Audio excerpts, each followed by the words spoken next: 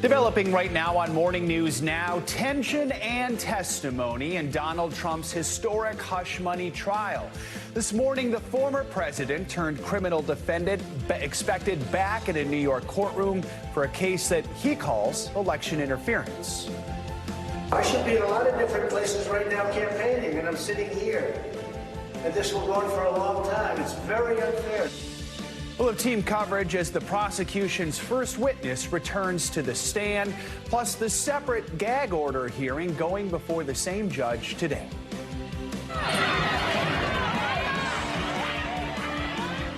Also this morning, campus clash. A pro-Palestine protest leads to arrests on the NYU campus just hours after Columbia University cancels in-person classes over demonstrations on its campus. All this as the demonstrations grow at colleges across the country. We're going to bring you the latest. Plus, the clock is ticking for TikTok. Senate lawmakers set to vote on a bill that could ban TikTok in the U.S. And greener pastures, the new evidence that shows being in nature really can improve your mental health. Good morning. Good to have you with us. I'm Joe Fryer. Savannah is on assignment. We begin here in New York as testimony from a key witness will resume in the hush money trial of former President Donald Trump. On top of that, a separate hearing today will focus on the gag order that prohibits Trump from attacking witnesses, jurors, and others involved in the case. Prosecutors argue that he has repeatedly violated the gag order, something Trump's lawyers deny. The former president faces 34 counts of falsifying business records. The charges are related to alleged hush money payments made to adult film actress Stormy Daniels. Mr. Trump has pleaded not guilty to the charges. During opening statements yesterday, prosecutors alleged the payments were part of a criminal scheme to corrupt the 2016 election. Trump's lawyers say no crime was committed. That key witness is former National Enquirer publisher David Pecker. He is expected to be back on the stand today. The former president addressed reporters after court adjourned for the day. It's a case as to bookkeeping, which is a very minor thing in terms of the law, in terms of all the violent crime that's going on outside as we speak. This is what took me off and takes me off the campaign trail, because I should be in Georgia now. I should be in Florida. I'm sitting here, and this will go on for a long time. It's very unfair. We're joined again this morning by NBC News correspondent Vaughn Hilliard from outside the courthouse in Lower Manhattan, and in studio by NBC News legal analyst Danny Savalos. Good morning to both of you. Vaughn, let's start with you and begin with that hearing about alleged violations of the judge's gag order. So what can we expect there? Also, bring us up to speed on yesterday's proceedings, which did end a little earlier than we thought they might. Right, this gag order hearing was added to the docket a week ago after the prosecution brought to the judge multiple social media posts by Donald Trump that they contended violated the gag order against him from attacking witnesses who are going to be going into this criminal proceeding and testifying about the case. Now, there are questions about whether it actually violated the gag order, and that is what Judge Merchan said that he would make the determination on today. But since then, there was another social media post that the district attorney's office brought forward suggesting that Donald Trump was implicitly intimidating potential jurors. He quoted a Fox commentator who was questioning the motives of some of the potential jurors. Now, just yesterday, we should note, as Donald Trump was leaving the courthouse, he was attacking Michael Cohen, another one of those potential witnesses, repeatedly trying to undercut his credibility, calling him a liar. The question is, will Donald Trump be punished here this morning? And the prosecution asked for Donald Trump to be warned if he violates the gag order again, to be put into jail during the course of this trial. As for yesterday, the opening statements lasted about 40 minutes each, and David Pecker was the former publisher of National Enquirer. He testified for about 30 minutes before court was brought to an end early for Passover. But this is going to be a major day, too, as we see David Pecker go back to the stand. And what we heard in those opening statements yesterday was the defense as well as the prosecution laying out their own timelines and their own stories for the jurors, introducing the arguments they're going to make on behalf of not only defendant, but also the district attorney, and why Donald Trump should be guilty and why he should be innocent. So, Danny, let's bring you in here and talk about the defense's opening statement. Trump's lawyer, Todd Blanche, said, quote, "There's nothing wrong with trying to influence an election." He also said Stormy Daniels' testimony is salacious, but, quote, "does not matter." What are your takeaways from what their argument? Do they have a point here? He's right about the Stormy Daniels. And the Stormy Daniels, did they or didn't they when it comes to this sexual tryst? It really doesn't matter for purposes of this case. And I think what defense counsel's trying to do is say to the jury, don't listen to all of this. Don't let it color your decision. The part where it is a bit of a head scratcher, and I hate to criticize counsel, the idea that he would suggest that there's nothing wrong with wanting to influence an election. The concern I have is that he's almost conceding the second part of what the state has to prove. They first have to prove that somebody falsified business records, Donald Trump, and then to bump it to a felony, they need to show that that was in order to conceal an unlawful campaign contribution. And then the statement, hey, there's nothing wrong with trying to influence an election. You can see how jurors might get confused and see this as him kind of conceding that second thing that prosecutors have to prove. And I expect that in the closings, prosecutors are going to point to that very statement in Blanche's, and that's defense counsel's opening statement. So after court yesterday, Trump talked more about bookkeeping. Let's take a listen to what he had to say. We'll talk about it on the other side. If a lawyer puts in a bill or an invoice and you pay the bill, and in the book, it's a little line that's a very small little line. I don't know if you could even write more than 2 words. It's not like you could tell a life story. They marked it down to a legal expense. This is what I got indicted over.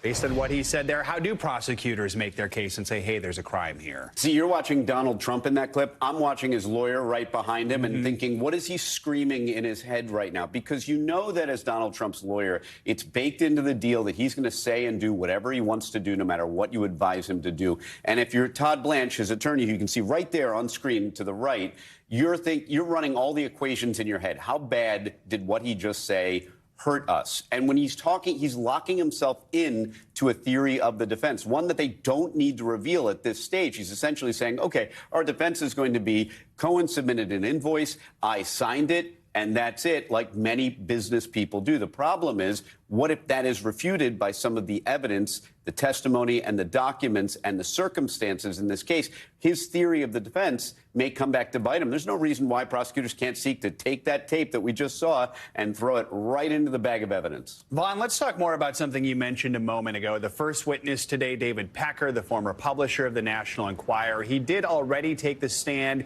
yesterday briefly before court wrapped up. The jury heard about the alleged catch-and-kill strategy that was designed to stop negative stories. What else is on the docket today, do we think?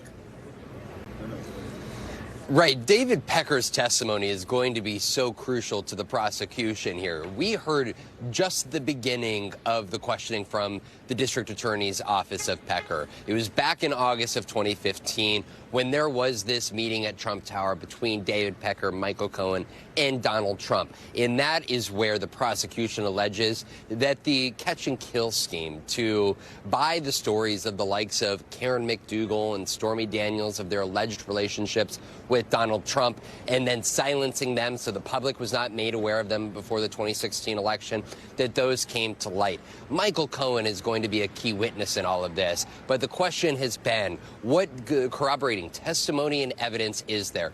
David Pecker was a longtime friend. The prosecution even says that Donald Trump welcomed him to the White House in 2017 for a thank you dinner, a thank you for all of his work on his behalf in the 2016 campaign. And then this is where David Pecker is able to fill in some of these holes here and work with the prosecution to better have the jury understand the details of the story that led to ultimately the checks to Stormy Daniels and the reimbursement. All right, Vaughn and Danny, thank you both. Appreciate it.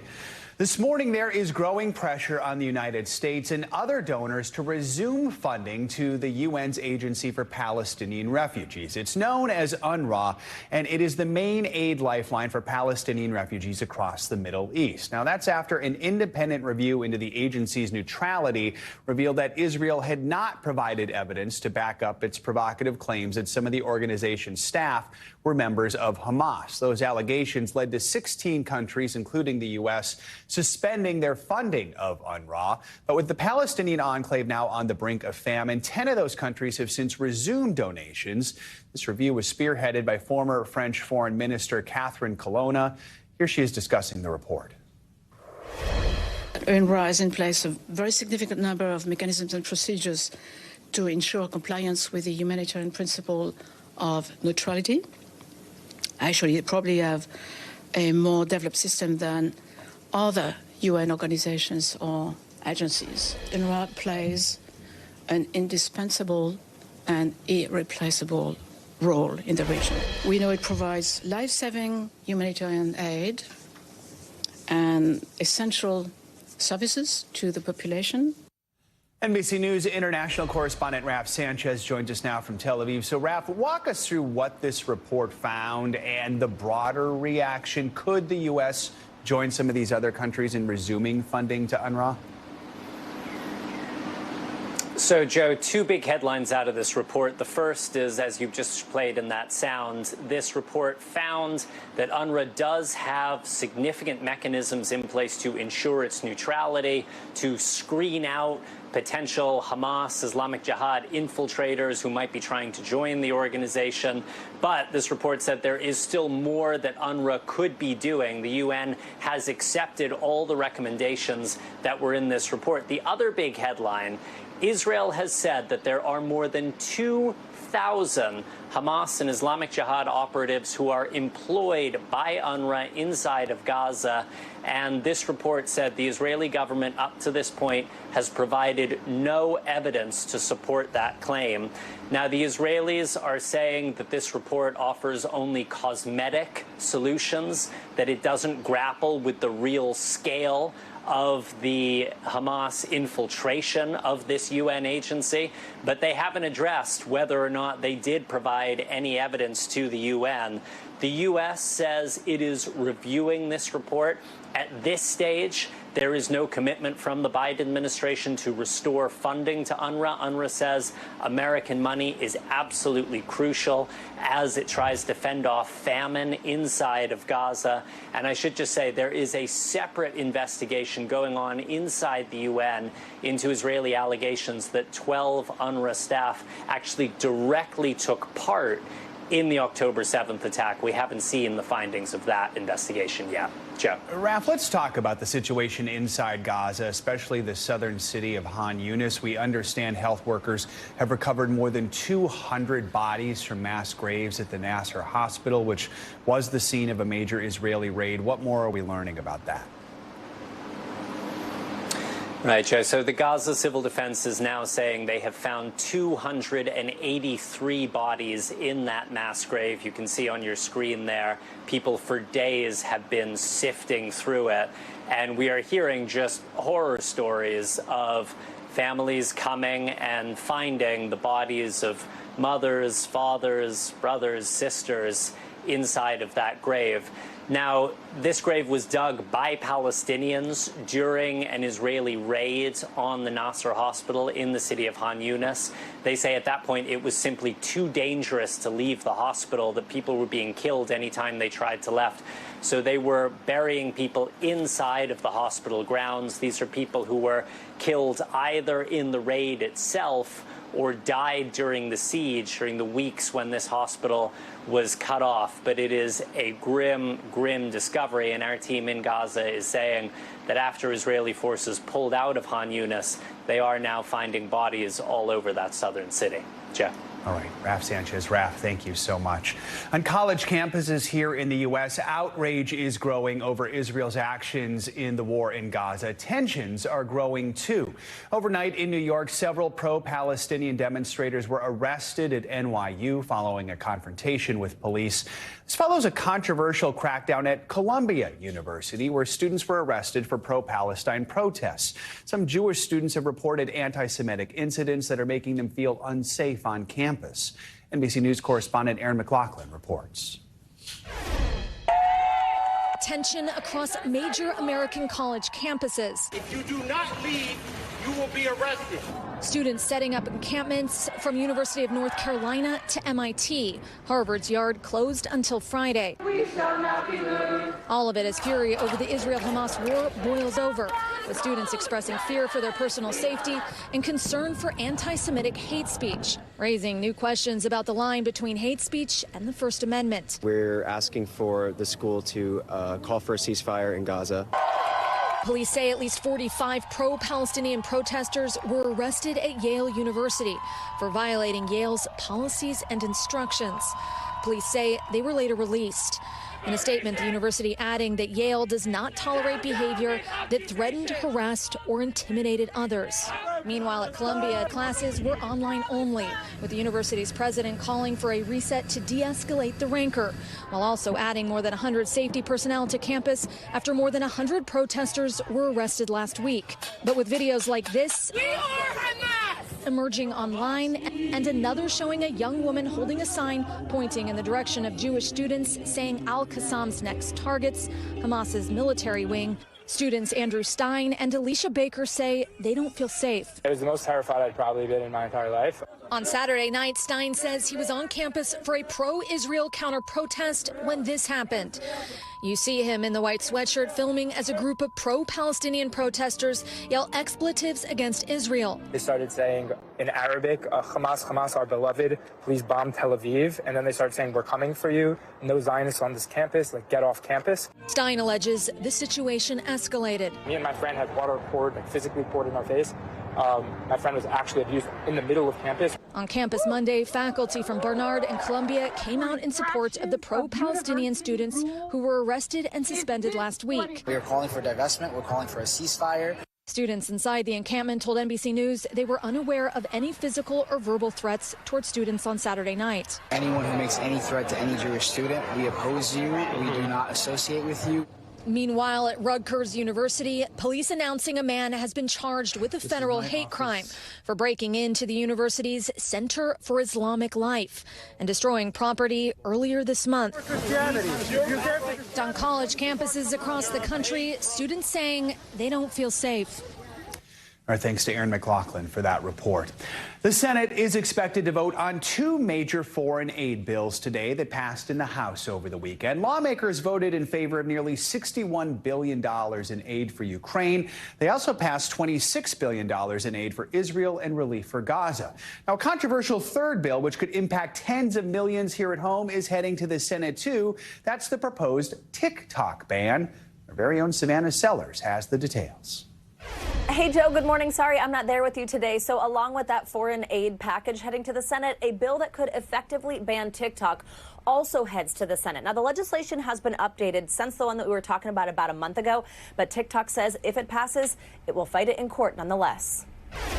TikTok, the closest it's been to a national ban becoming a reality. The Senate expected to vote on the bill the House passed over the weekend. The bill is passed without objection. It appears likely to pass in the Senate, too. And President Biden has said he will sign the bill, which would require TikTok's Chinese parent company, ByteDance, to sell its stake in the platform within a year or face a national ban. An earlier bill would have required a sale within 6 months. TikTok is really built as a massive data collection machine. Congress looking to address national security concerns with worries China could access the sensitive data of the app's 170 million American users.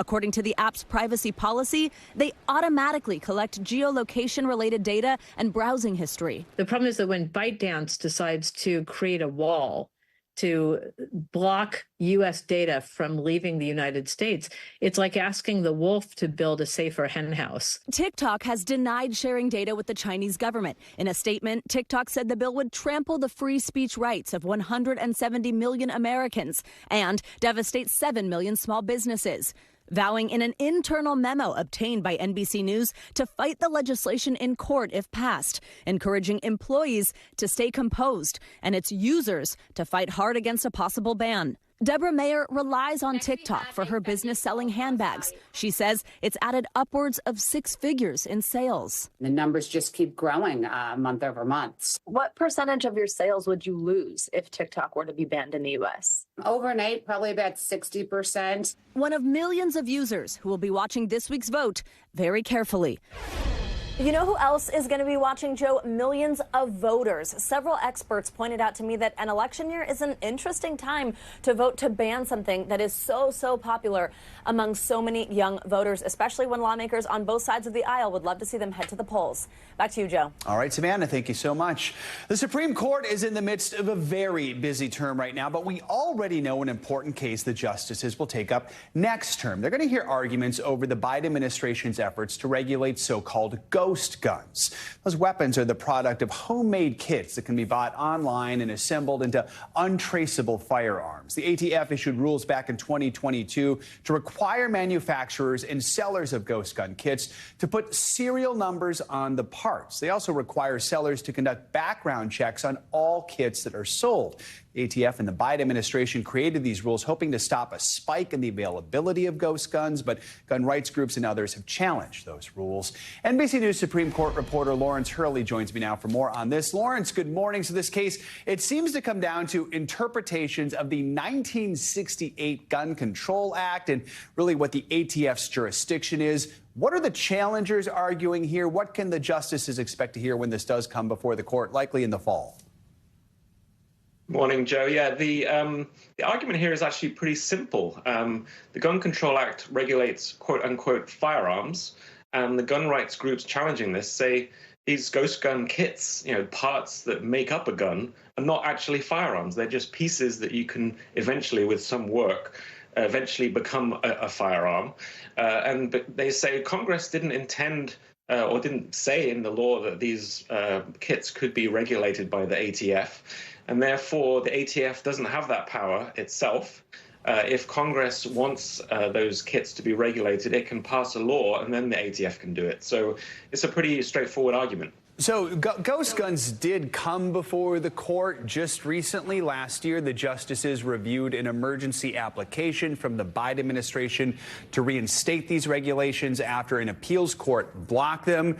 And the justices did allow the regulations to stay in effect on a 5-4 vote while the litigation continues. Two of the conservative justices sided with the liberals in that case. How is this different now the second time around? Yeah, so this time the court's actually going to be wrestling with the merits legal question of whether these guns can actually be regulated. That was an emergency application, and it gives us a bit of a preview, perhaps, of what might happen when the court hears the case, because there were 5 justices to say that the regulations could remain in effect. And if those 2 conservative justices, which was Chief Justice John Roberts and Justice Amy Coney Barrett, if they remain in that sort of position with the 3 liberal justices, then these regulations could be upheld. But obviously there's going to be more briefing and oral arguments, but a final decision before we actually know what's going to happen with this case. Lawrence, while we have you, let's talk about what we talked about yesterday with you. Yesterday, the justices did hear oral arguments about those ordinances in a town in Oregon to ban camping on public land. It's something that critics say criminalizes homelessness. Conservatives on the court seem pretty skeptical of the challenge to this local law. Walk us through what went on during these arguments and what we might expect from a decision. Yeah, it was a very lengthy argument yesterday. The justices really got into the nitty-gritty, and it seemed like the conservative justices were pretty skeptical about the idea of federal judges effectively becoming kind of the overseers of homeless policy, because they're concerned that if you allow a lawsuit that says that people can't be punished for sleeping outside, then maybe people would file other lawsuits against other commonly used city ordinances that ban things like urination in public or, other public health kind of regulations. And they would say that that's also a violation of the Constitution. So I think they just are very reluctant to get into that issue. The liberal justices felt differently, but it didn't seem like they really had the votes to win this case. So we'll see later in June when the court probably decides this case. All right. Lawrence Hurley, as always, thank you so much. All right, time for weather. Here is my very simple forecast. East Coast, cold. West Coast hot. So good. Michelle Grossman, how'd I do? That was perfect. I'm done. There you go. Although I have 3 minutes, so I have to keep going. Yes, that's exactly what we're going to see today. Very uneventful as we go throughout today and also tomorrow. And then things start to pick up as we go throughout Thursday and Friday. So this is what we're looking at for today. We have a pair of fronts that are bringing some showers and some storms in parts of the Great Lakes, the Ohio Valley. Could see some thunder showers as well. The tail end of this, we could see some severe storms as well. We're thinking hail, also the chance of damaging winds. There's that warm West Coast that Joe was talking about, and also on the East Coast for chilly. We're starting out cold once again. We're looking at temperatures in the 30s and 40s as we got out a couple hours ago. And we're going to see it warm up a little bit more than yesterday, but still right around average for April, if not a little bit below. So we still do have freeze warnings this morning, frost advisories. Where you see this light pink here, that's your frost advisory. Freeze warning is in that hot pink color. 41 million people impacted from the Appalachians, the Carolinas, into the Northeast, the Mid-Atlantic, and also parts of New England. So this is what we're looking at in terms of temperatures. Again, a little warmer than yesterday, but a lot of spots below normal. Memphis, you're a little bit below what is average for this time of year, ending up in the low 70s in Atlanta. We're only going to be in the low 60s in New York City, right around 70 in Pittsburgh, and 66 in Indianapolis. And then we get really cold as we go throughout tomorrow. That's that second front that I showed you that sweeps through, and that's going to bring some colder air and also bringing a little snow in the northern parts of Michigan. So we're looking at temperatures in the 40s and 50s tomorrow, well below normal for this time of year. 10 to 20 degrees below what is typical. Chicago, just 48 degrees tomorrow, 51 in Detroit. We're looking at 40s in Burlington, Binghamton, also Buffalo, 46 degrees. That is 14 degrees below normal. So we have a couple chilly days before we start to warm things back up. We also have that front that I was talking about. Could see some heavy rain in spots, but for the most part, this is going to be light stuff. We're not expecting severe storms, but we are anticipating the chance, isolated chance for a strong storm that could bring some hail and also some damaging winds. This is going to sweep through. It's going to move off to the east tomorrow. That's going to bring isolated showers to the northeast on your Wednesday. So morning showers, a little wet snow mixing in as well, because that cold air is going to mix in, especially in the state of Maine. And then the front moves off the coast by the afternoon. Notice this light green on the map that's sort of telling us that we're not expecting a lot of rain, but still could see pockets. You see a little yellow there in parts of Illinois, and we could see some heavier pockets of rain. Also looking at the chance for severe weather this afternoon. It's a small area. We're talking Abilene to Wichita Falls. Could see some large hail and also some damaging winds. The good news, the tornado threat is low. And then we start to ramp things up. Wednesday kind of broadens. Now we're talking Oklahoma City into Sweetwater, also Midland with the threat for severe weather. But it's Thursday and Friday where we're looking at a two-day event of severe weather across the Central Plains. So Thursday, that multi-day event begins. We're looking at the risks beginning on Thursday. Best chances from North Texas to Nebraska. Then by Friday, we're looking at showers and storms overspreading the plains and also the Midwest. Locally heavy rain and gusty winds. So quiet the next 3 days. And then it's really Thursday, Friday, and Saturday. We're going to be looking out for that severe weather to come back. All right. Your forecast way better than mine. I liked yours. Michelle. Short and sweet. Exactly. Just like Thank you, you, Michelle. although Appreciate tall and sweet. Tall and sweet. That's my new nickname. Right? Yeah. Much more to come here on Morning News Now later this hour. You could call it a life hack. We're going to take you inside a new program giving high school students a hands-on lesson in the world of tech. Up first, after the break, a significant shift at the southern border where migrants from overseas now outnumber Central Americans. Stay with us. We'll be right back.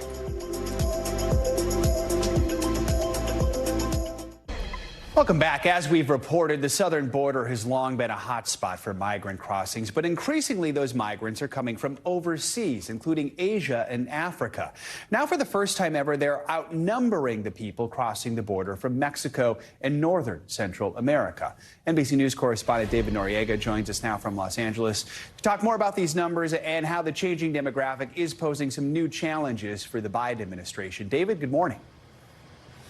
Joe, good morning. You know, I've been covering the U.S.-Mexico border for about a decade, and on my last few trips there, I noticed that something was really different. I was meeting people not from the usual countries, but from all over the world. So I looked into it and found that there are some pretty profound changes taking place. Take a look. This desolate stretch of the border east of San Diego has become a major crossing point for migrants entering the country illegally. We're following a group of people who live in this area and have taken to providing these migrants with humanitarian aid, food, water, blankets, that kind of thing. Sam and John Schultz are a father and son who own property nearby. They give out flyers with legal information in 22 different languages. What part of India is that? Is that in the south or? North.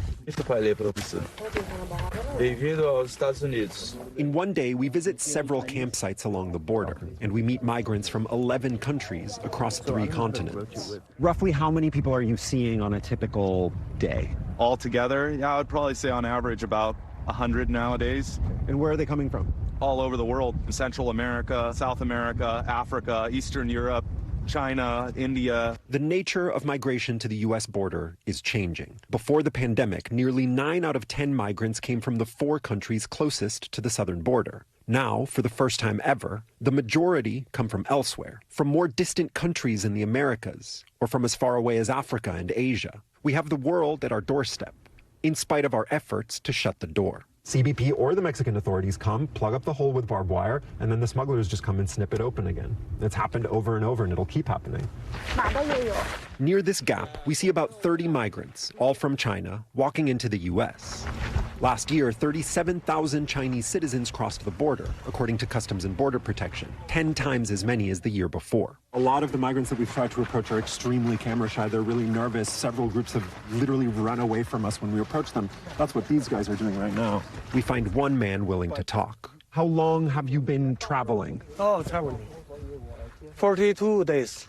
Why did you leave China? Freedom.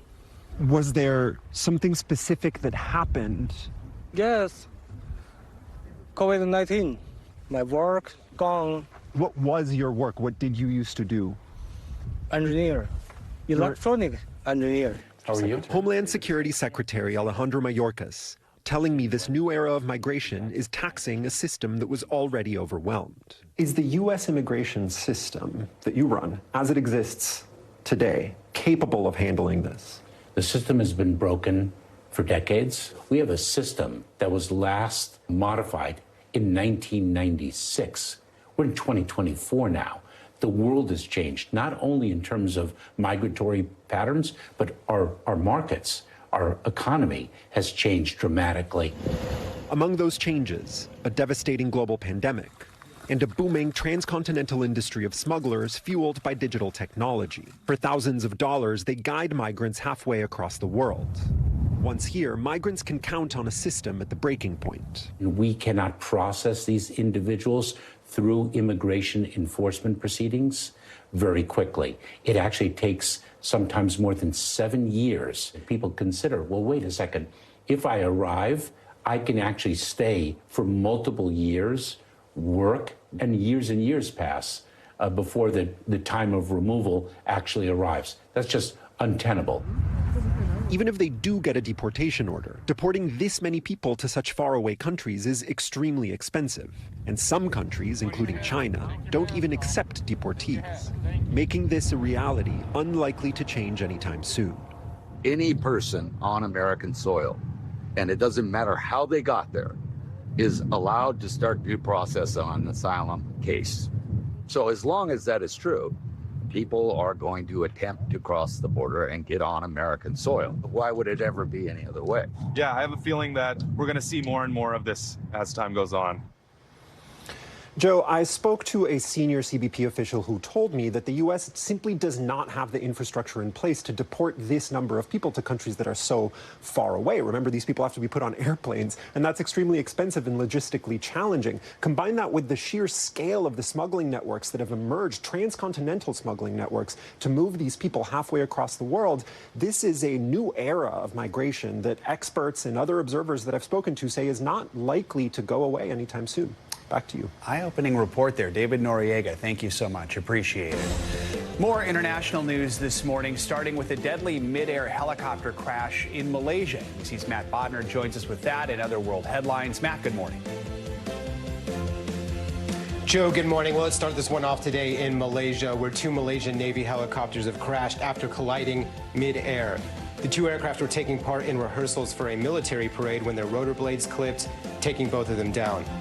Between the 2 helicopters, 10 people were on board. Authorities say that all of them have been confirmed dead. Their bodies have been recovered and sent to a local military hospital.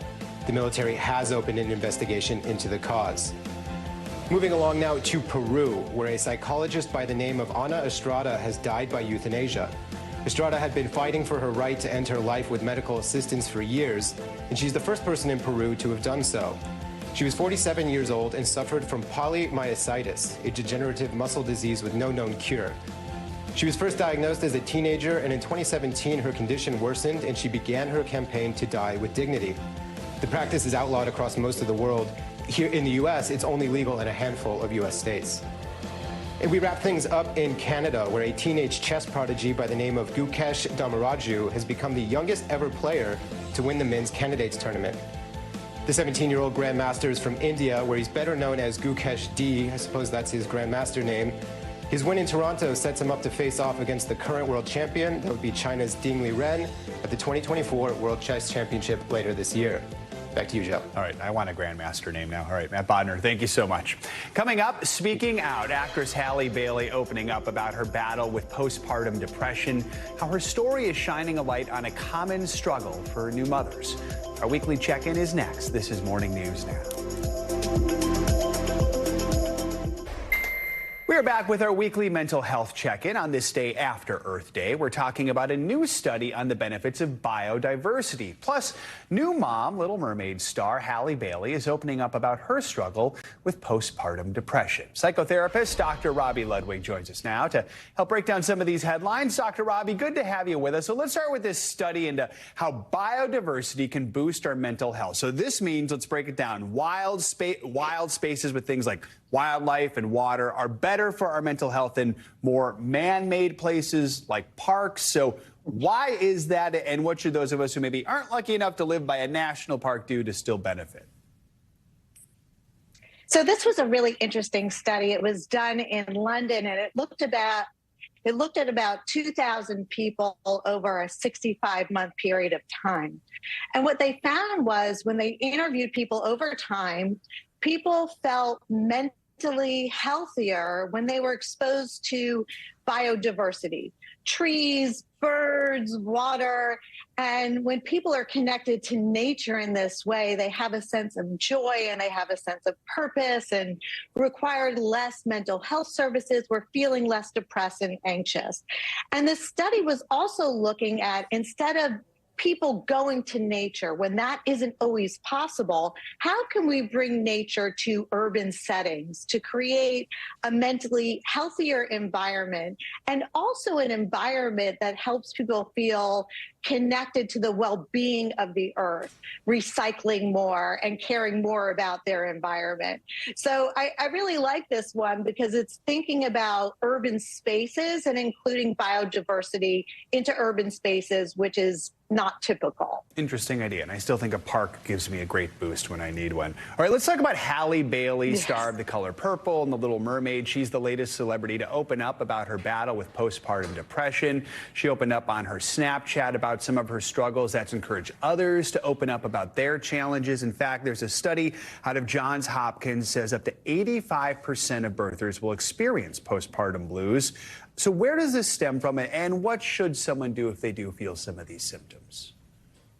Well, I think it's so great, first of all, when celebrities come out and talk about some of the challenges that they have, especially with postpartum blues or depression, because it highlights for women out there who might be isolated to know that they're not alone. They may experiencing crying more than usual, feelings of anger or worry, withdrawing from loved ones, feeling distant from your baby, doubting your ability to be a good mother or care for your child. And this happens from a lot of the hormones that have dropped after childbirth. So there's less progesterone and estrogen, and also sleep deprivation in terms of differences in sleep-wake cycle can leave a woman feeling very vulnerable. And their life can feel out of control. And it's really important, if this lasts for more than 2 weeks or more, you're having these symptoms, to go and talk to your doctor and see what you can do sooner rather than later. Because if left untreated, it can cause more ongoing problems with suffering from depression. So it's always better to be aware. And when celebrities share their stories, it's the power of story sharing. We know that it's more on the normal zone, and that you know, there are things we can do to help ourselves. Glad we're openly talking about that. Finally, let's quickly talk about one for our avid Wordle players, including myself and many Morning News Now team members. MNN Morning News Now has not actually been one of the words before, but some therapists reportedly saying the online word puzzle is becoming a problem with patients. Help us keep our perspective here. This is supposed to be fun, right? Yeah, well, our brain loves solving problems, and we really feel good when we find the answers. And there's this idea that it's really good for our cognition and staying sharp when we play these games, and part of that is true. But there's also an addictive component, because every time we feel good and we share these things on social media, our dopamine levels get excited, and we want to chase that high, that happy feeling. And people are finding that they're not doing what they need to do. They're getting kind of absorbed into this game. And the recommendation is to realize any kind of technology can suck us in and forget time and forget what we need to do. So to put a time limit on some of these games, even though they're fun, they can be very absorbing. Yes, and remember, if you don't get the Wordle, it's okay. Let it go. Just have fun with it. Dr. Robbie Ludwig, some fun topics this morning. Thanks for joining us. Appreciate it. Coming up, it could be the future of education. Up next on Morning News Now, we're going to take you inside a cutting-edge new program that's giving students an early start on the working world. We'll be right back.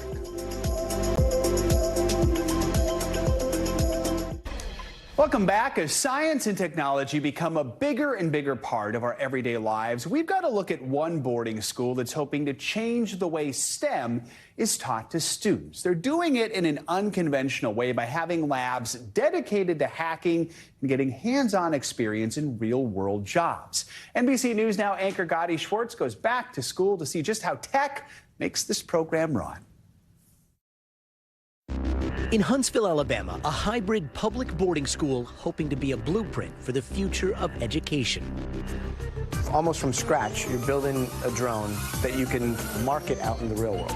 Here, the high school morning bell is replaced by a symphony of creation. Whether it's glass, the open air, we want this to be a lab school. We want to be a national model. We kind of didn't want it to feel like a school. We wanted the vibe to kind of be an exciting place to come in. What is this? So this is our robot. They move side to side. Oh. It's tracking itself. Right. You're talking literally about almost reinventing the wheel. Absolutely. You're cutting metal with water in your shop class in high school. Yes, sir. Come on, are you going to show me how to use one of those? Oh, nice. Okay, that was harder than it looked, but this school is designed around all things STEM and all things cyber. And yeah, that means they're even teaching high schoolers the dark arts of hacking and defending. You've got this room's network up. Yes. And you're able to see everything that's connected, all the different data that's being shared across this network. Yes. Hypothetically, hack the network or protect the network. Yes. And you're doing that all in code in the classroom. No other school that I know of has anything like this.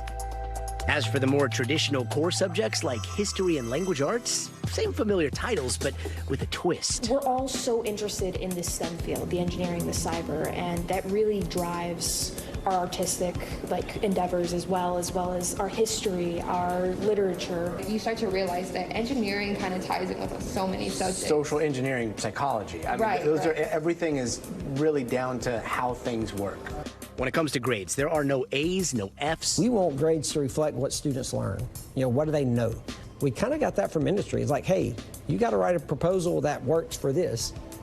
If you're not there yet, go back and fix it. And getting them ready for the AI-infused workplace of tomorrow means every student must finish all their core high school learning in 3 years. And when they become seniors, they leave the school every day to work a real-world job in either a government agency, with an aerospace contractor, or private industry. What do you do? So I was working under a grant with the DoD called the Viceroy Grant, and through a local college. The Department of Defense? Yes, sir. And you're in high school? Yes, sir. Who are your mentors that you meet with? Mine works at Deloitte, and he's been very helpful. It's those kinds of partnerships and funding that make this school, where about half the students live on campus, tuition-free.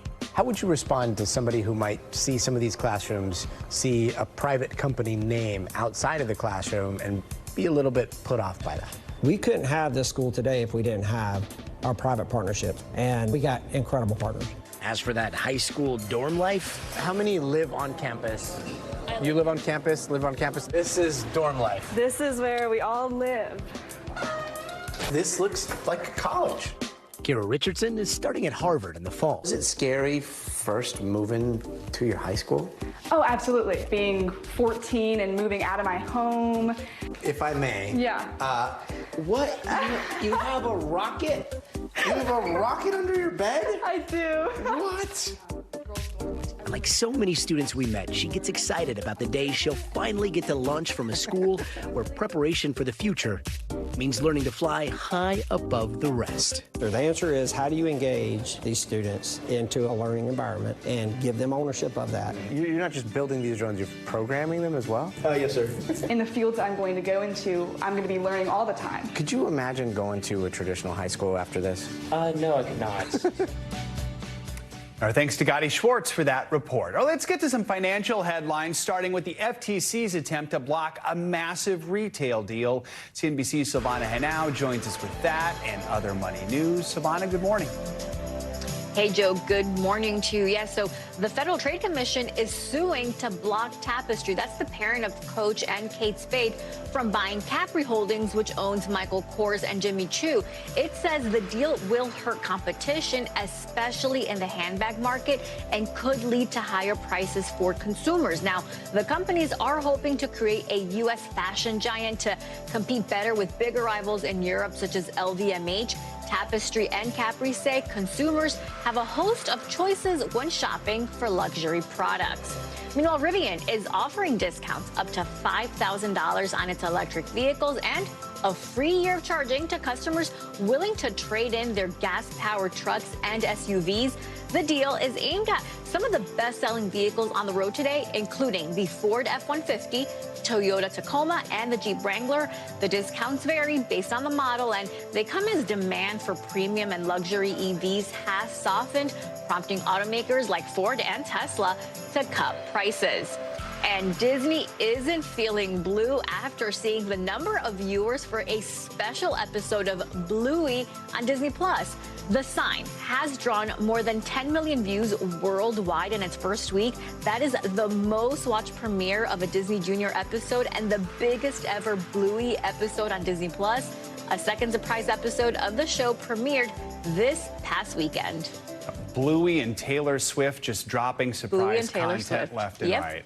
All right. Yep, exactly. Silvana Henao, thanks so much. Coming up, looks like he made it. Up next, we're going to be going somewhere down the road to Radio City Music Hall, where singer Barry Manilow just made history. You're watching Morning News Now.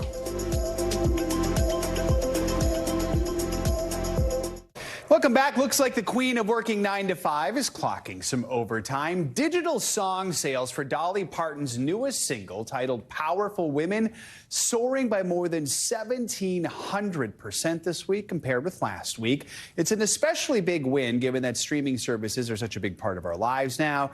The new song also marks Parton's third top 10 hit on the digital song sales chart, adding to her, quite frankly, unsurprising 2024 winning streak. If you're a Morning News Now OG, you know Dolly always on a winning streak here. Let's stick with music. Finally this hour, singer Barry Manilow has set a new record. Most performances by an artist at the iconic Radio City Music Hall.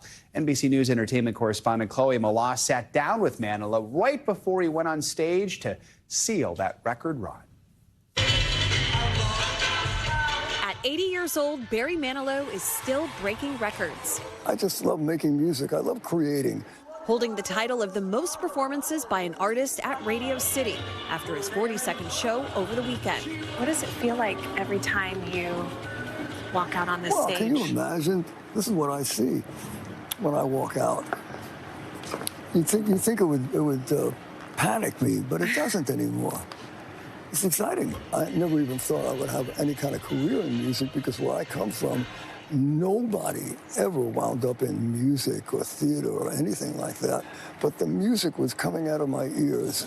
Manilow has sold more than 85 million records. When do you know that this song is a hit? I never do. You never do? I never do. No, I just write them, And if I'm lucky, I make a great record out of it. But there was one song he didn't think would take off. We never thought it would ever get played on the radio, but we took it to a disco when there were discos, and we asked the DJ to play it. And everybody ran to the dance floor and started to dance like they were back in the 1940s. He has no plans on slowing down, with a London residency and arena tour planned for this summer. Every night when there's an audience out there, I say to Ken, my stage manager, I say, is there anybody out there? And I mean it, and I'm so grateful that they still have a good time with me. So I'll just keep going until I can't do it anymore. This is just playtime now. Chloe Malas, NBC News, New York. Pretty fun playtime there. Thanks to Chloe for that story. That's going to do it for this hour of Morning News Now, but stay with us. The news continues right now.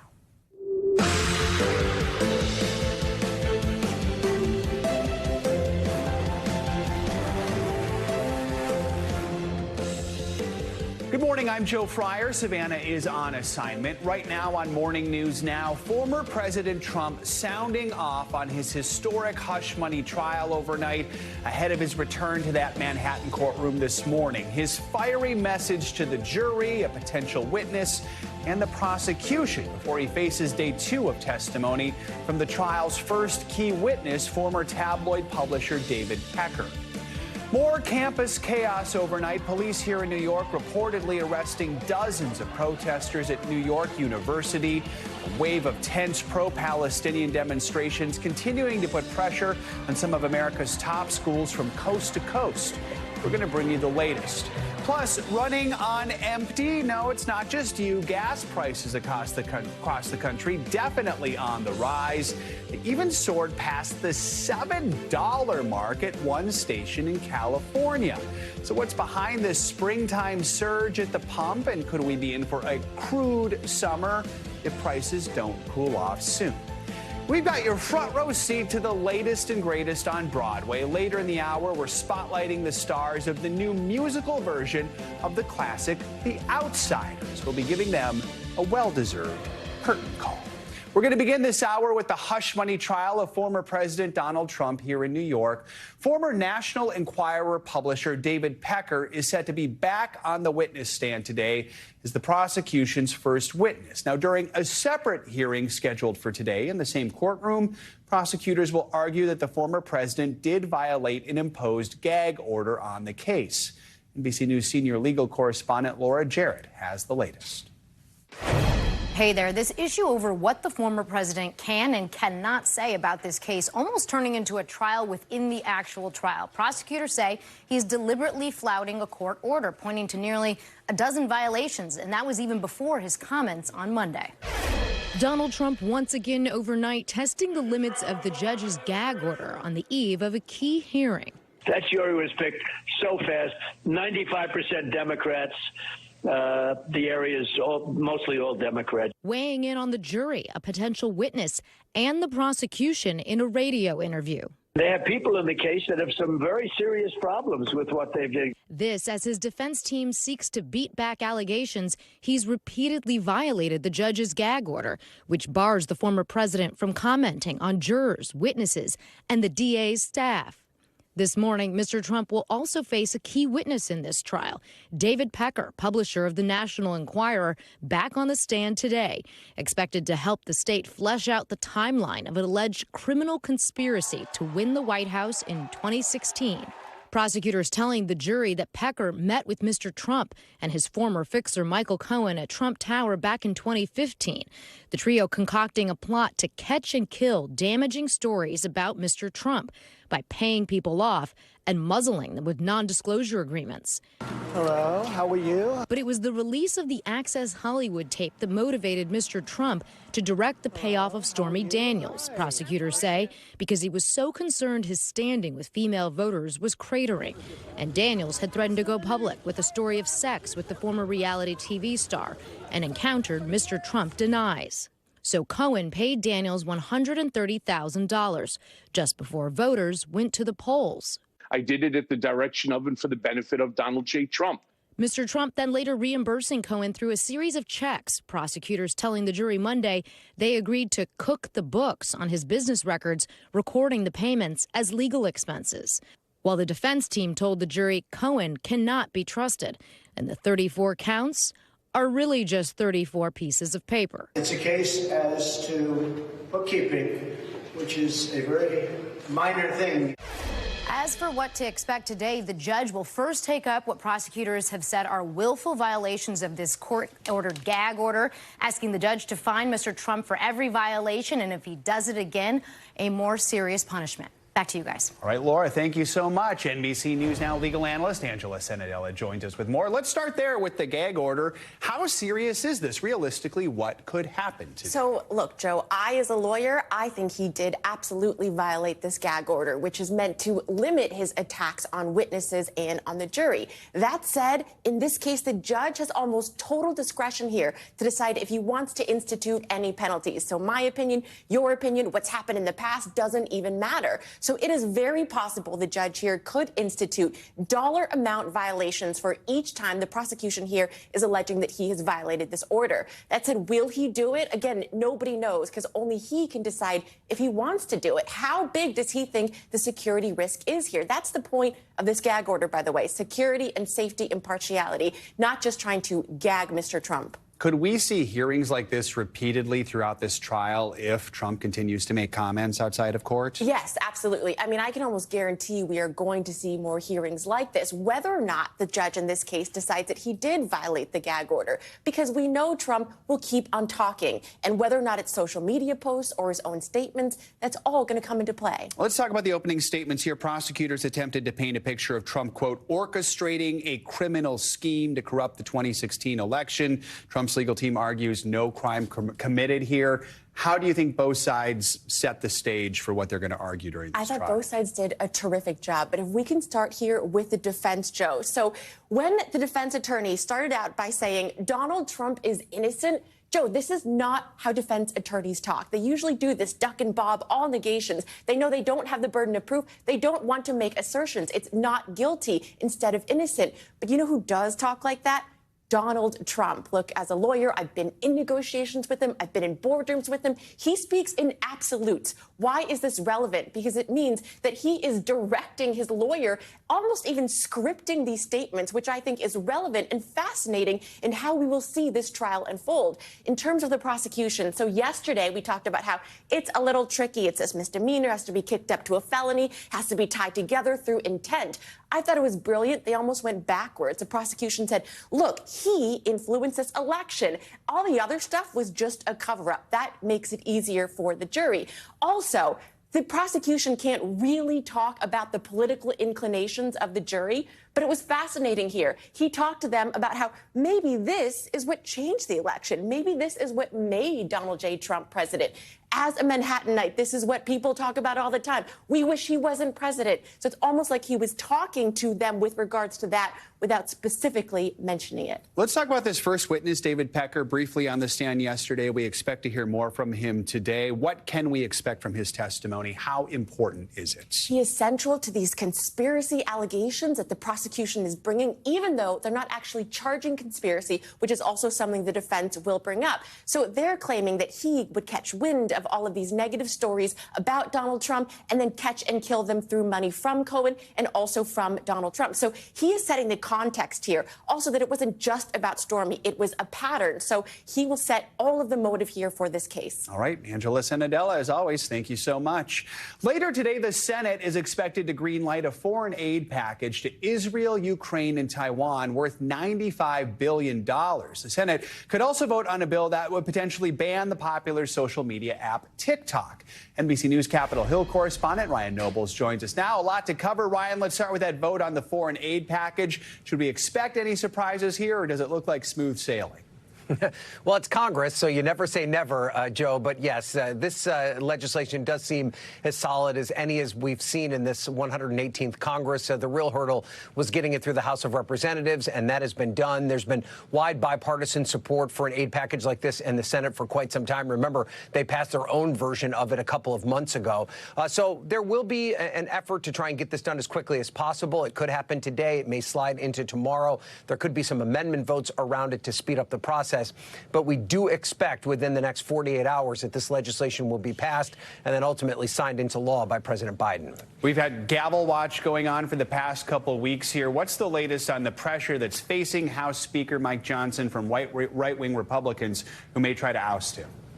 Well, it certainly hasn't gone away, Joe, but Speaker Johnson got an enormous lifeline last night when former President Trump said during a radio interview that he thinks that Speaker Johnson is doing a good job and that he's trying really hard, pointing out that there is a very, very small margin for him to deal with as the leader of the Republican Party in the House. It wasn't necessarily an emphatic endorsement, but there was clearly a message to these hard-right Republicans, many of whom view Donald Trump as their leader, to back off a little bit, to let Speaker Johnson have a little space here and at least get to the end of this term. Now, whether that's enough for folks like Marjorie Taylor Greene and others to back away, we won't know until next week. But it certainly helps Mike Johnson a lot more than it hurts that Donald Trump is at least offering some level of support. And Ryan, millions of people today are going to be watching for that vote on a bill that could potentially ban TikTok in the U.S. What are we expecting here? Well, it's going to happen, Joe. It's all part of the same package that the Ukraine aid and Israel aid are going to be a part of today. So an up or down vote on that is also an up or down vote on this potential TikTok ban. This is just growing momentum in Congress here. Both Republicans and Democrats, it has wide bipartisan support, feel that TikTok in its current form is a national security threat. They want the Chinese company ByteDance to divest itself. If not, they're going to be forced to sell. Now, as we know, Savannah, your co-anchor, was able to obtain a memo from the company yesterday saying that they're ready to mount a legal fight should this law pass. So there is a lot still ahead in this fight back and forth. But there's no doubt that this is the most serious threat that we've seen to TikTok since this all started, as lawmakers seem very poised to make this become law. It could potentially become a big election issue as well. All right, Ryan Nobles, as always, thank you so much. This morning, tensions are wrapping up on college campuses nationwide. Overnight, more demonstrators were arrested at NYU protesting the Israel-Hamas war as more pro-Palestinian encampments pop up on college campuses all across the country. NBC News correspondent Aaron McLaughlin joins us now with the very latest. Aaron, good morning. Good morning, Joe. With Jewish students across the country celebrating Passover this morning, there are serious security concerns at college campuses across the country. Here at NYU, you can see they've set up barricades outside of the university. And then over that way, you can see they're building what looks like a plywood wall. We're out to the university for comment on that. We have yet to hear back, but this, of course, follows those arrests overnight. Overnight, a tense scene at New York University after pro-Palestinian protesters were forced to leave a campus plaza. NYPD moving in with riot gear, police breaking down encampments as a sea of protesters marched through the city's streets. It comes as tensions flare at Columbia University, now entering its 7th consecutive day of pro-Palestinian protests. With the school announcing main campus classes will be hybrid until the end of the semester, stating safety is our highest priority. After the university's president's call to de-escalate the rancor, a massive NYPD presence was around the campus as a growing number of Jewish students report feeling unsafe. It is complete anarchy. Students like Andrew Stein, who says he was on campus late Saturday night for a pro-Israel counter-protest, but left terrified by an angry mob. They started saying in Arabic, Hamas, Hamas, our beloved, please bomb Tel Aviv. Stein says this video shows him being followed off campus. Me and my friend had water poured, physically poured in our face. At the pro-Palestinian encampment in the heart of the university, heated confrontations. Go back to Poland is not anti-Zionism. That is anti-Semitism, and that was said. The pro-Palestinian students we spoke to say they have no knowledge of any anti-Semitism on campus Saturday night. Anyone who makes any threat to any Jewish student, we oppose you. We do not associate with you. Patriots owner and Jewish alum Robert Kraft, a major donor, announcing he is pulling his support until corrective action is taken. That tension now spreading to other campuses nationwide. In California, students setting up encampments at Berkeley and police moving in at Cal Poly Humboldt. Protests at the University of Michigan, Harvard Yard closing this week. And at Yale University, 45 students were arrested Monday and later released after they'd refused to leave their encampment at the campus center. Here we were just exercising our freedom of speech. Meanwhile, at Rutgers University on Monday, a 24-year-old man was charged with a hate crime for allegedly breaking into an Islamic center at the university earlier in the month during Eid celebrations and causing damage. Many left wondering if these demonstrations will continue to spread. Joe. All right, Aaron, thank you so much. This could be a critical day for the world's leading electric vehicle maker, Tesla. The company is expected to report its worst performance in years when earnings come out later today, ramping up the pressure on CEO Elon Musk. NBC News senior correspondent Tom Costello has more on this. Tom, good morning. Hey there, Joe. So the world's most valuable automaker expected to post its first revenue drop in nearly 4 years. It's been under pressure to roll out a lower-end electric vehicle that's not yet happened, though, and Elon Musk continues to talk about a fully automated robo-taxi. That has a lot of skeptics, just as he's looking for a multi-billion-dollar pay package. So the pressure is on this morning. This morning, one of the world's richest and most controversial men and his company are under increasing pressure.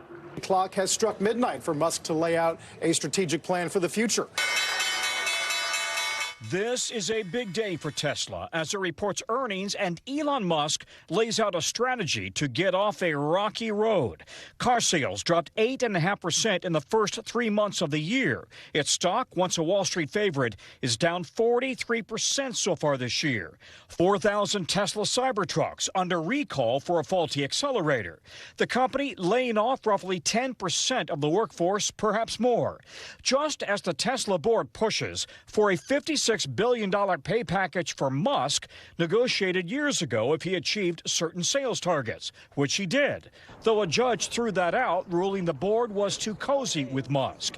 In an interview with Don Lemon last month, Musk remained confident and defiant. Tesla is worth about as much as the rest of the car industry combined, from nothing. So, that's pretty good. But investors want to know what's next, pushing for a cheaper mass-market Tesla, and for Musk's vision of a fully autonomous Tesla robo-taxi after a series of high-profile autonomous vehicle accidents. We've seen what their full self-driving vehicles have been able to do. Some of it's very impressive, but it is not in a position, at least yet, for humans not to have their hands on the wheel. Meanwhile, electric vehicle sales have been dropping, forcing many car makers, including Tesla, to cut prices. And then there's politics. The Wall Street Journal reports Democrats, among the first to embrace EVs, have shied away from buying Teslas since Musk's controversial comments on X, formerly Twitter, about anti-Semitism, immigration, and Disney. Though on CNBC last year, Musk suggested he would not be deterred. So you just don't care. You want to share what you have to say. I'll say what I want to say, and if the consequence of that is losing money, so be it. Amid Tesla's current trouble, Musk has postponed a trip to India to make an investment announcement with the prime minister there. As for the robo-taxi idea that Musk has been pushing, some experts say Tesla will have to be prepared to accept the legal liability for fully autonomous cars if that car is involved in an accident, a serious accident. Tesla's autonomous vehicles right now still require a human hand to be on the steering wheel at all times. Joe? All right, Tom, thank you so much. Yep. Time for a closer look at what you can expect this week. The Morning News Now weather forecast. Michelle Grossman is here. Michelle, good morning. Good morning. And it's going to be a quiet day today, another quiet day tomorrow. Then things start to ramp up in terms of severe weather Thursday, Friday, Saturday. One of the bigger weather stories today is we're starting out chilly. We're going to end up right around normal, if not below normal today. And then some colder air comes in to the Great Lakes, the Ohio Valley tomorrow. So we do have a couple cool days ahead, and we will see some more frost advisories, freeze warnings over the next couple of nights. And that's what we're looking at as we head out this morning. We're looking at temperatures by this afternoon, a little bit below normal for this time of year. So a chilly April day, especially we're looking at temperatures in the mid 60s in Indianapolis, Pittsburgh right around 69, 63 in New York City, but lots of sunshine. So it's going to look really nice outside. Then we have a front that's going to come through. That's going to bring some colder air by tomorrow. So take a look at some of these daytime highs. 40s in Green Bay, Chicago, Detroit, just 51 degrees. That's 12 degrees below normal. And then as you head towards the Great Lakes into parts of New England, we're looking at temperatures also in the 40s, 48 degrees in Binghamton and 46 in Buffalo, well below normal for this time of year. We will warm it up, but it's going to take a little while, especially by this weekend, looking much, much better if you like warm weather. So by Saturday in Chicago into the 70s, same story in Detroit. We're looking at 80s by Saturday in St. Louis, Louisville, also looking at 75 in Pittsburgh. So we just need to wait a little bit before we bring that warm weather back. Also today, we're watching a pair of fronts that's going to bring some showers, some storms into parts of the Great Lakes, the Ohio Valley, down to parts of Missouri. We're looking at not a whole lot of rain, but could see some pockets of heavier rain. It's going to be some light stuff and could see some thunderstorms along this, although very isolated. And any of those storms could have some damaging winds up to 60 miles per hour, even a little bit of hail. Then that cold front is going to move off to the east tomorrow. That's going to bring the chance for morning showers tomorrow. So if you're out and about in the mid-Atlantic, the Northeast, New England, you're going to need the umbrella on Wednesday. And we could even see a little bit of wet snow mixing into the Northeast, especially parts of Maine, I should say. That's really where it's going to be confined to, with some colder air moving in. It's going to move out quickly. Again, not talking about a whole lot of rain over the next several days, mainly light stuff. That's where you're seeing the green, a quarter inch, a half inch. But some spots could see a little bit heavier rains if we get a heavier downpour. Also on the tail end of this front, we're looking at the chance for some severe weather. It's a small area today in parts of northwestern Texas. Wichita Falls, also Abilene, could see some stronger storms, winds gusting up to 60 miles per hour. Could see some really large hail with any of those storms as well. Tomorrow, that area grows, so we're going to start to see that risk increasing tomorrow, but really increasing Thursday, Friday, and Saturday. From tomorrow, we're looking at parts of Oklahoma into Texas, where we're looking at the chance for some damaging winds. And then this is the day we're going to be concerned about it also Friday into Saturday with very large hail, 2 inches or greater, and the areas from portions of Nebraska into Kansas, Oklahoma, and also Texas. Could see a few tornadoes that day. Same story on Friday, same story on Saturday. So we need to stay weather alert Thursday, Friday, and Saturday in those areas. That time of year. All right, yeah, Michelle, thank you so much. Sure. Much more to come on this hour of Morning News Now. We're learning new details about the scope of that high-profile hack that hit one of America's biggest health insurers, what you need to know about your data. But first, Britain's Prince Louis turns 6 today. We've got his customary birthday snap this morning that some maybe thought wouldn't come at all amid Princess Kate's battle with cancer. Much more on that coming up next. Welcome back. Today, Prince Louis turns 6 years old. The Prince and Princess of Wales' youngest child expected to celebrate his big day with festivities organized by his parents. And sticking with tradition, the family released an adorable photo of him. There you see it, in honor of his birthday. NBC News international correspondent Molly Hunter joins us now from Buckingham Palace with more. Molly, good morning. Joe, good morning. From a pretty gray day out here in Buckingham Palace, but as you can see in that photo, a smiling little Louis on a much sunnier day on a recent day in Windsor. And Mom Kate, the Princess of Wales, is back behind the camera. Take a look. This morning, Prince William and Princess Kate's third youngest and most rambunctious child, Prince Louis, turned 6 years old. And just like previous years, a new candid photo marking the day, snapped by Mother Kate, released by Kensington Palace. For those annual photographs that Kate and William released are very beloved by the British public. You know, we like to look at those children growing up. They clearly are very photogenic. Louis's birthday comes more than a month after the Princess of Wales released that photo, meant to reassure the public during a long absence, but causing uproar after it was found photoshopped in several places. We haven't seen the 42-year-old princess since her announcement last month that she's undergoing preventative cancer treatment. It has taken us time to explain everything to George, Charlotte and Louis in a way that's appropriate for them. Now the kids are back at school, and Prince William is back at work, accepting well wishes. Kensington Palace hasn't confirmed any upcoming appearances for the Wales family, but on and off camera, William and Kate have had their hands full since day one with little Louis. Prince Louis is fourth in line to the throne and a global fan favorite for his antics at formal royal events. Never shy to be himself. A couple of years ago, quizzing famed nature broadcaster David Attenborough. What animal do you like? I like monkeys. And showing affection to his mom, but always the little brother. And at times, well, not fully aware of all the royal protocols. Well, the family is requesting privacy, Joe, of course, while Kate recovers. Kensington Palace really wanted to release this photo. And as you heard Daisy say in the piece right there, these photos of the Wales children are beloved by the British public. I'll send it back to you. A lot of folks are liking those photos today, Molly. Thank you so much. We've got more international news now, starting with major developments in the UK over a controversial deportation bill to send asylum seekers to Rwanda. NBC's Matt Bodner has that and other world news. Matt, good morning. Joe, good morning. We'll start this one off right here in the UK. Parliament last night approving the so-called Rwanda bill. This is a controversial initiative that aims to deter attempts by asylum seekers to enter the UK on small boats crossing the English Channel. Channel crossings are dangerous in the wrong type of boat, especially if you're untrained. Just this morning, at least 5 people died trying to do it. The bill will allow UK government to begin deporting asylum seekers by plane to Rwanda. Proponents of the bill say this will eventually, quote, stop the boats. Moving along now to China, where massive flooding is threatening to impact tens of millions of people in Guangdong province. This is a region that's home to 127 million people. Heavy rain has been assaulting the region for days, leading to widespread flooding.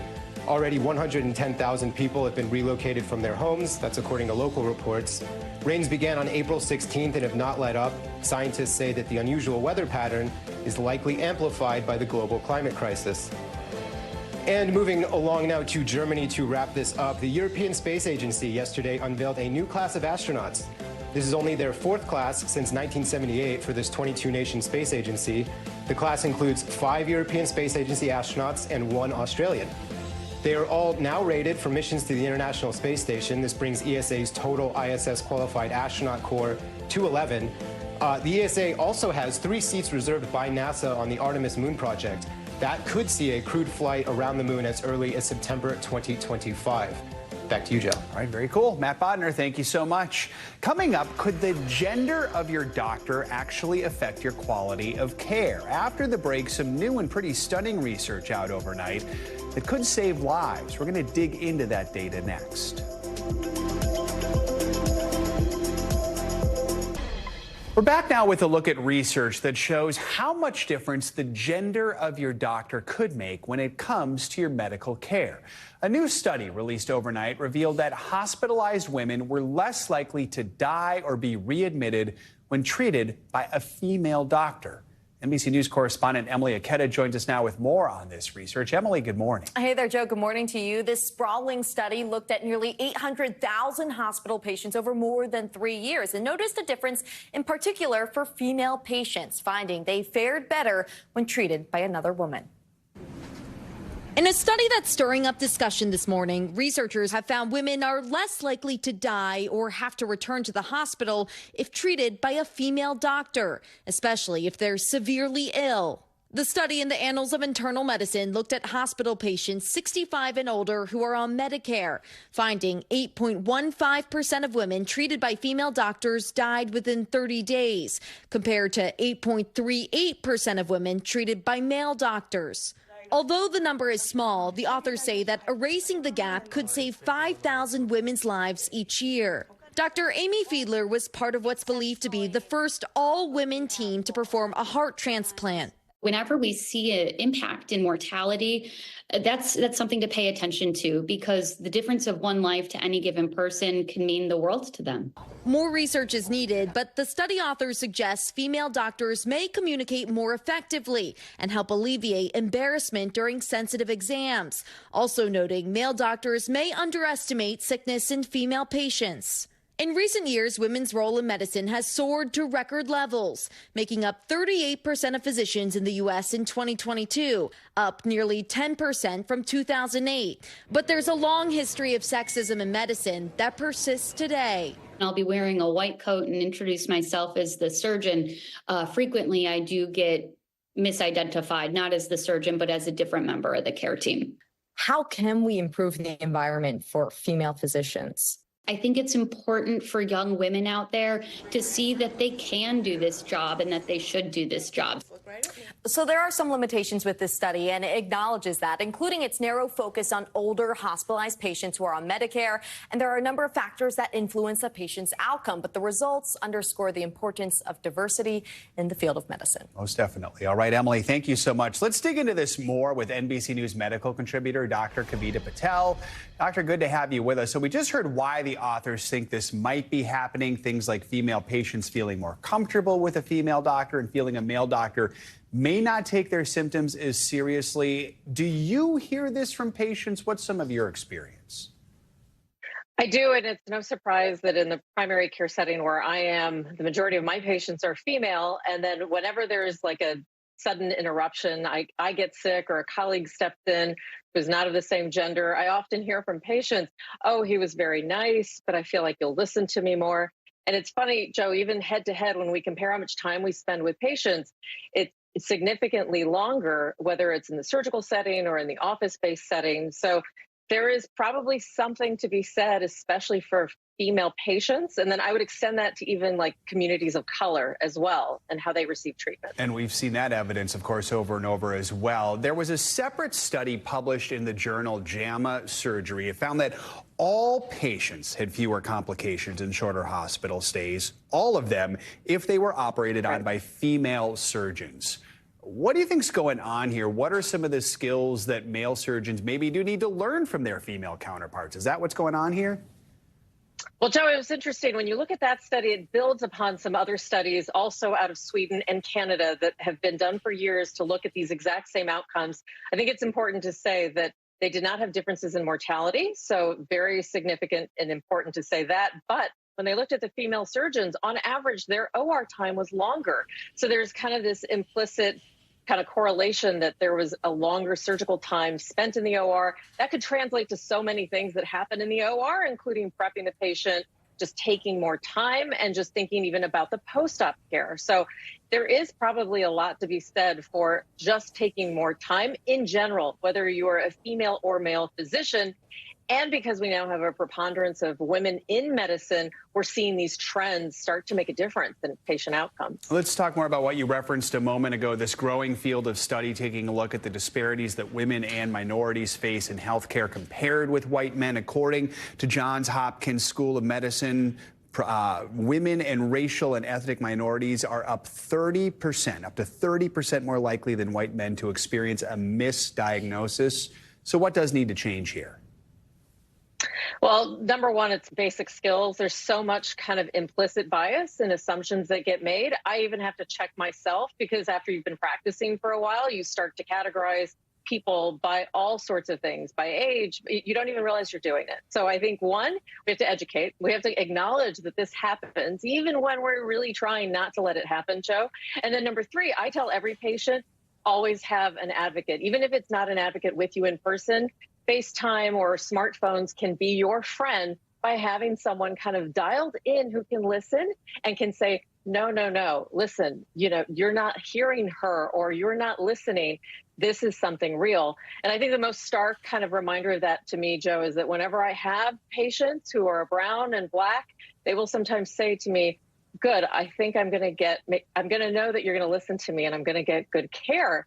And it kind of breaks my heart. And in fact, we don't have enough black doctors compared to the proportion of United States that are black themselves. So we have a lot of work to do in just getting the halls of medicine to look different all around. That's going to take time. In the meantime, we can listen. All right. Dr. Kavita Patel, appreciate your expertise in this one. Thanks so much for joining us this morning. Coming up, running on empty, more pain at the pump this season, with one California gas station even clocking fuel at more than $7 a gallon. So what's behind the surge, and could there be any relief in sight? We're going to dig into the trends next. We're back now with a look at the rising gas prices across the country. AAA says the national average for a gallon of fuel now $3.66 a gallon, leaving millions of Americans from coast to coast hoping relief is on the way. NBC News senior business correspondent Christine Romans is here to help us break it down. So first of all, why the surge right now? I guess we usually see it during the summer, right? Exactly. You've hit the nail on the head. You know, we usually see it peak between April and May because we're refueling. We literally refueling using different kinds of fuel for summer. So you've got refineries around the country that are using this time for retooling, and then they're also switching to this different blend of gas for the summer. So you tend to see gas prices rise this time of the year. You know, up from like $3.53 just a month ago. So you've noticed it. For sure, and especially in California. We found this place in Menlo Park, California, where it was $7.29, I think. So some of these prices are really, really high. And again, that is because of the retooling of the kind of gas we will be using, and this tends to happen heading into the busy summer travel season. There's always that place in California. There always is. There was a place in our neighborhood that was always like 75 cents more than the place across the street. And it was just, and they said, no, people will come anyway. I'm like, wow, okay. It's true. There's a place in my town that's 80 cents more right now, and I want to kind of like honk at people who are going there. Like, don't go here. Look across the street, across the street. All right, so in addition to the seasonal trends, a lot of people are looking at what's happening in the Middle East right now and wondering if that's having any impact. And it really hasn't, which is what is really surprising me, because usually when you have international conflict, oil prices rise. But we've got gas prices today right where they were essentially a year ago. So what has changed over the past year? This huge conflict in the Middle East and gas prices sitting right where they were. So watch this space. I don't know what it says politically or what it means maybe longer term about demand for oil around the rest of the world. The U.S. right now, strong economic growth in the U.S. is the driver of the global economy at the moment. Other economies aren't quite as robust as ours. So beyond avoiding the place across the street that's 80 cents more a gallon, what are some of the things you can do to try and save a little money? The nice guy wins in this scenario here because jerks get worse gas mileage. Honestly, aggressive drivers, people who drive fast, people who cut corners, literally, they pay more for gas. I love that. You can consider joining a wholesale club. The Costco in my town is a full $1 cheaper than the place that jacks up the prices on one side of town and 80 cents than the other one. And again, use price tracker apps. There's a lot of places you can go put in your zip code. It'll tell you the cheapest place to get gas in your neighborhood. All right. Take that, jerks. Yes. All right, Christine. Nice to see you. Not a jerk at all. Thank you so much. Good to see you. More financial headlines now, starting with new developments in that United Health hack that happened back in February. CNBC's Silvana Henao has that and other money news. Silvana, good morning. Hey, Joe, good morning to you. Yeah, United Health Group says the hackers who struck its Change Healthcare unit accessed the company's network more than a week before the ransomware attack that's disrupted key parts of the healthcare system since February. United Health says hackers stole health and personal data of a substantial portion of Americans. Change Healthcare processes about half of all U.S. medical claims, and the company believes there's no evidence suggesting doctors' charts or the full medical histories of patients were stolen. Shoppers could finally see some relief at the grocery store. A report from Oxford Economics expects global food prices will decline this year. The key driving force is an abundant supply of many important crops, especially wheat and corn. Solid harvests have led to a steady decline in prices, with wheat futures down nearly 10% this year. Farmers ramped up production following the spike in prices when Russia invaded Ukraine in 2022. As a result, harvests are expected to come in at record levels this year. And Tom Brady is going into the hot seat. The retired NFL star announcing recently he will be the guest of honor at Netflix's first ever live roast. The event, which debuts on May 5th at 8 p.m. Eastern, will be hosted by Kevin Hart. The roast is being dubbed the greatest roast of all time, a take on Brady being called the GOAT, or the greatest of all time. Netflix has been expanding its live events after airing the live reunion show for Love is Blind and Chris Rock's stand-up special, Joe. That will be an interesting event. All right, Silvana Henao, thank you so much. You got it. Coming up, it is a bit of a blast from the past, making quite the splash on Broadway. Whether you read the original book in the 60s in school or watched the film adaptation from the 80s, chances are you know The Outsiders. Well, the story now taking the Great White Way by storm, and two of its stars, Sky Lakota Lynch and Brody Grant, join me in conversation next. This is Morning News Now. Some big-time musicians are cementing their legendary status this week. That's because the Rock and Roll Hall of Fame announced its lineup of this year's inductees, and they are an impressive group. Mary J. Blige, Cher, the Dave Matthews Band, Foreigner, Peter Frampton, Kool and the Gang, Ozzy Osbourne, and A Tribe Called Quest. The group will be honored on October 19th at the Rocket Mortgage Fieldhouse in, of course, Cleveland, Ohio. Marcus Dowling joins us now with the breakdown of this year's inductees. He's the Nashville country music reporter for the Tennessean and a friend of the show. Marcus, good to have you with us. So this list, a broad range of artists. What do you make of the board's effort to really expand the genres we're seeing, even though this is called the Rock and Roll Hall of Fame? I think that rock and roll is as much a sound and a style as it is an aesthetic, a vibe, a feeling that people across all boundaries know well and respect. And I think that expanding into how that impacted numerous genres that have, come to fruition in the last 5 decades is important. So Cher, Foreigner, Peter Frampton, Kool and the Gang, they're all actually being inducted on their first nomination. What is some of the impact these artists have had on the music industry? Oh, well, if you look at somebody like Cher, I think there's the notion of her styling and her as a song stylist and also as a fashion icon. I think are things that have impacted rock and roll and pop music and popular culture overall for the last 5 decades. I mean, it's unbelievable. Acts like Foreigner, you're talking about the breadth of a catalog that has been a bellwether for rock and roll's inclusion into the pop realm and into the stadium realm, and just becoming a larger part of the popular consciousness. Kool and the Gang, you're talking about rockers love to party, and there's not a better party band, I think, than Kool and the Gang. You're also talking about a group whose balladry and ability to take rock into the adult contemporary lane is highly underrated. So I think that that's another key part of that as well. So I think that overall it's just a really great broad class that reflects, just how deep and important rock and roll has become to, how we live our lives just in general. Literally like a week ago, my friends and I were talking about Foreigners. That just tells you, how much they're always, still in the conversation. There were some pretty big names that were nominees but did not end up getting inducted. We're talking Mariah Carey, Lenny Kravitz, the late Sinead O'Connor. What might be some of the reasons they're left off? Do you assume that at someday they will enter the Hall of Fame?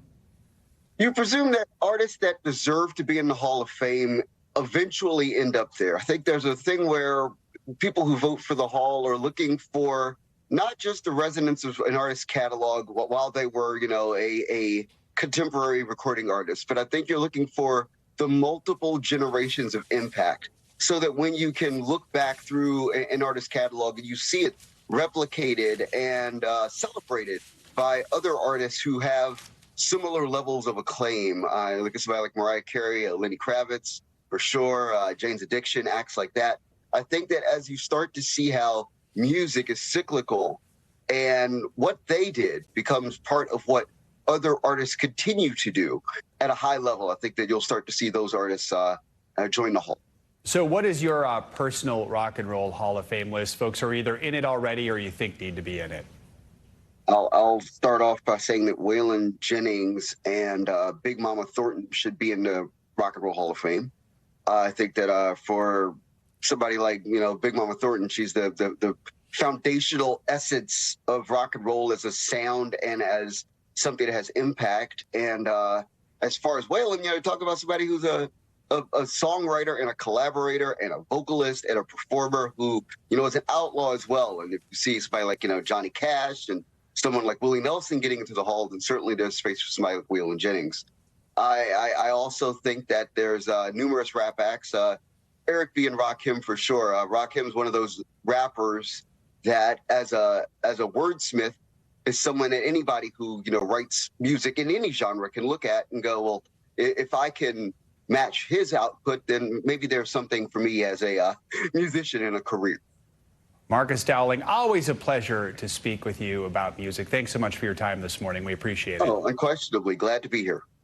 Let's end this hour with a curtain call. It's your front row ticket to Broadway and beyond. This morning, we are talking about one of the newest musicals to hit the Great White Way, The Outsiders. Now, you likely read the coming-of-age book by S.E. Hinton when you were in school. Perhaps you saw the 1983 movie, which was a launching pad for so many actors like Tom Cruise, Rob Lowe, Matt Dillon, and Ralph Macchio. Now, the gritty tale has been set to a bluesy soundtrack. It's set in the 1960s in Tulsa, Oklahoma. Like so many towns depicted in this era, there are the haves, known here as the Socias, and the have-nots. Those are the Greasers. Two of the show's stars, Greasers this morning. We are thrilled to have Brody Grant, who plays Ponyboy Curtis, and Sky Lakota Lynch, who plays Johnny Cade. Great to have you guys on. This is one of my favorite shows of this new season, so we're thrilled to be talking about with you. This is your Broadway debut for both of you guys, right? For Brody. For Brody, you yeah. and not for you. Yeah. How does it feel to be on a Broadway stage right now? Crazy. Unreal.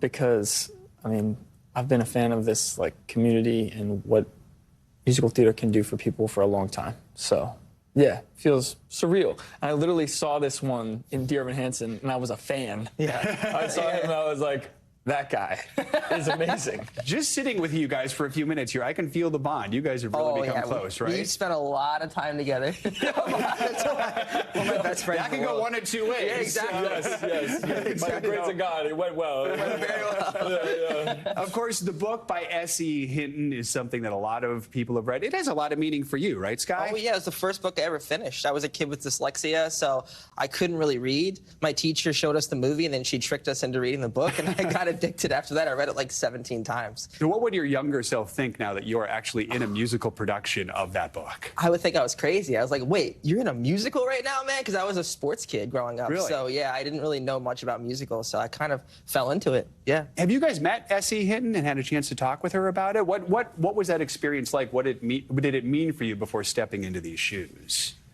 I mean, it meant everything because, I mean, that's the creative mind that made these characters. And to think that she was 14 when she started writing this book, I mean, she always says in one of the passages in the book, in one of the asides, she's like, I didn't feel like this story, I didn't feel like I tried to write it. I feel like I was chosen to write it, and it just came out of her. You know what I mean? And it's a book that has influenced, I mean, so many people for so long. So many people have read it, invested their time, their souls into it.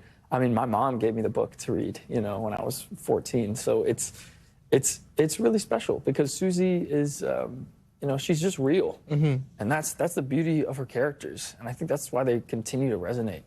After all this time, I still think they continue to resonate because she just is she's straightforward, she's real, she's raw, she's a really genuine, authentic person. Yeah. It's a book that means so much to so many. Sky, I read something interesting where so many adaptations have not really paid much attention to Johnny's race. Right. This really is kind of the first adaptation that does that. Yeah. What does that mean to you? I mean, as a mixed person, especially being mixed Native American, it means the world to me because I feel like mixed people don't always get the light. We're kind of whitewashed in the industry. And so going to Tulsa with Susie and seeing the community that is there in Tulsa, it is so true that Johnny could be Native American. I mean, it's Oklahoma. The word Oklahoma means red people. So I'm so grateful that our director, Danya, allowed me to embrace myself in the role and allowed me to speak my truth. There is this scene that is a fight scene that is unlike anything I have seen on Broadway. There is blood, there is rain, there is gravel flying. I mean, describe this, Brody. Have you ever been a part of anything like that or seen anything like that on Broadway? Absolutely not. How do you keep performing after this? I mean, look at this. That is a great question. That is a great question. I continue to ask myself every day. But it's, I mean, it's by patience and taking a lot of time to really break it down. The Cooperman brothers, who are the choreographers of the show, I mean, they are two brothers, and they really understand it. They really know how to evoke the senses, when they're making choreography. So, I mean, it's a pleasure.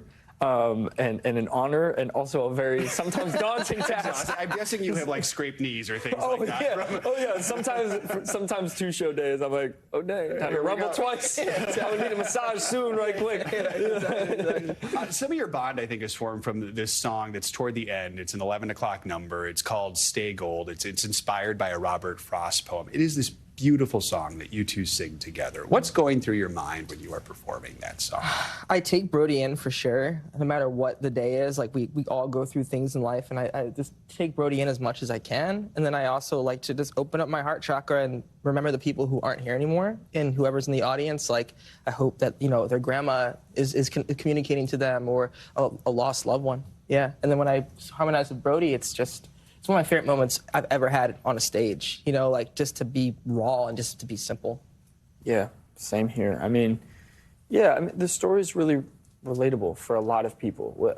Everyone from all aspects of life have gone through loss, you know, and stay gold is I think exactly the question that the play asks, which is when you have so much availability almost, you know, we grew up with social media, you know what I mean? We grew up having access to maybe arguably too much pros and cons, you know, but the beautiful thing is that, you know, stay gold is the message of like, even when you see so much so early on, how can you hang on to what is beautiful? See the beauty in the fold, you know what I mean? And that's why I love the song, and I love connecting with Sky. I agree. It's one of the simplest and one of the most like my favorite parts of doing the show. Brody and Sky, thank you both. I really appreciate your time. The Outsiders playing now at the Jacobs Theater in Manhattan. That's going to do it for this hour of Morning News Now, but stay with us. The news continues right now. Thanks for watching. Stay updated about breaking news and top stories on the NBC News app or follow us on social media.